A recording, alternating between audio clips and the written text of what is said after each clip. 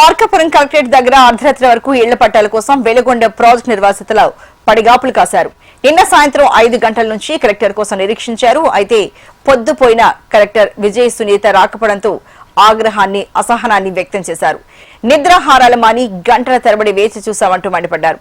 పట్టాల పంపిణీ కోసం వచ్చిన తమను గంటల తరబడి వేచి ఉండేలా చేయడం సరికాదని ఫైర్ అయ్యారు. సంబంధిత అధికారులను సంప్రదించినప్పటికీ కలెక్టర్ వచ్చే వరకు తాము ఏమీ చేయలేమనే సమాధానం ఇవ్వడంతో నిర్వాసితులు అసహనం మరింతగా పెరిగిపోయింది. గురువారం గొట్టిపడియ గ్రామంలో ఇంటి స్థలం పట్టాల పంపిణీకి వెళ్లిన కలెక్టర్ విజయ్ సునీతను నిర్వాసితులు అడ్డుకున్నట్లు సమాచారం.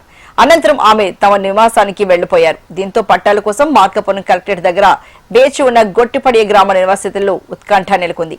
చివరకు రాత్రి 11 గంటలు దాటిన తర్వాత కలెక్టర్ విజయ్ సునీత కలెక్టరేట్ కు చేరుకుని నిర్వాసితులకు ఇంటి పట్టాలను పంపిణీ చేశారు. దీంతో గంటల తరబడి కొనసాగిన నిరీక్షణకు తెరపడింది.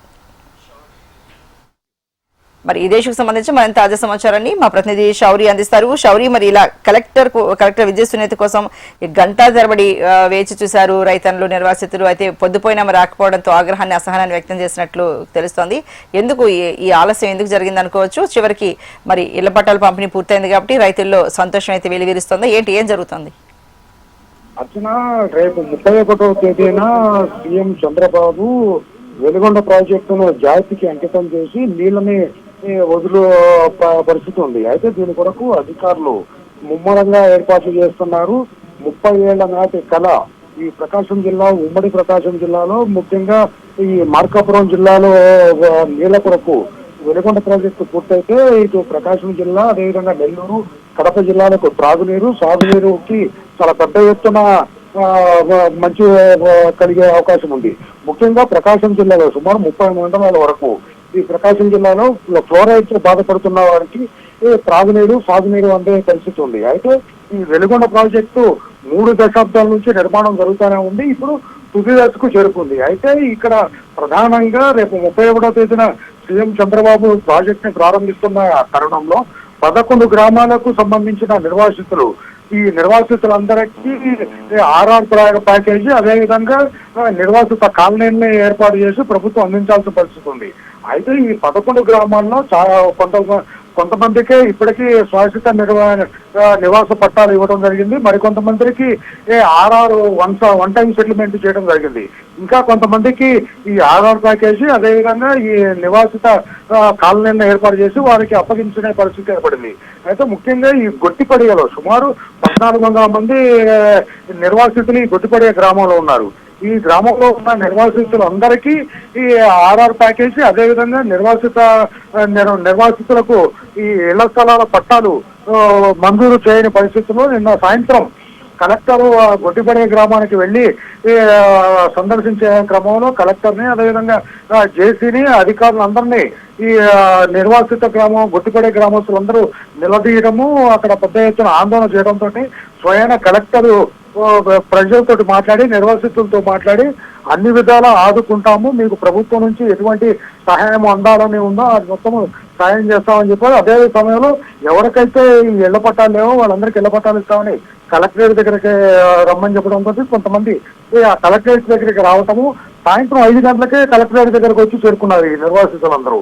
కానీ కలెక్టర్ అవైలబిలిటీలో లేకపోవడంతో రాత్రి 11 గంటల వరకు ఈ నిర్వాసితులందరూ అక్కడ వెయిట్ చేయాల్సి వచ్చింది.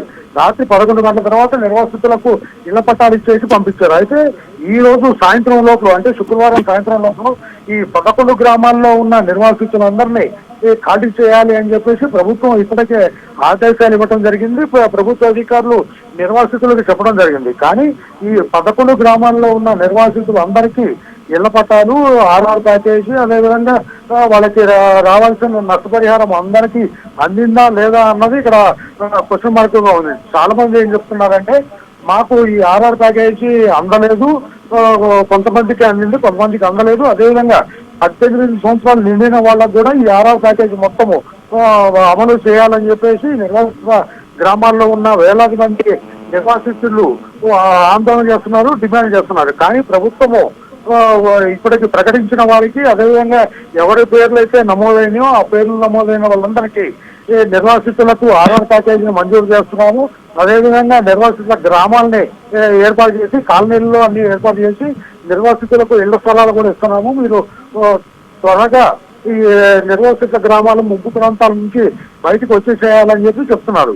ఈ రోజు సాయంత్రం వరకే టైం ఉంది నిర్వాసిత గ్రామాలు ఖాళీ చేయడానికి. మరి ఈలోగా వీళ్ళందరికీ ఇళ్ల పట్టాలు, అదేవిధంగా ఆర్ఆర్ ప్యాకేజీ, 18 సంవత్సరాలు నిండిన వాళ్ళ పరిస్థితి ఏంటంటే ప్రభుత్వం ఆలోచించాలి. ఇప్పటికే చాలా మంది ఖాళీ చేసేసి బయట ప్రాంతాలకు వెళ్ళిపోతున్నారు, అద్దెళ్ల కొరకు అన్వేషిస్తున్నారు, అద్దెళ్లనే చూసుకుంటున్నారు. ప్రభుత్వం అయితే మాత్రం క్లియర్ గా చెప్తుంది, ప్రతి ఒక్క నిర్వాసితుల్ని ఆదుకుంటామని ప్రభుత్వం చెప్తానే ఉంది.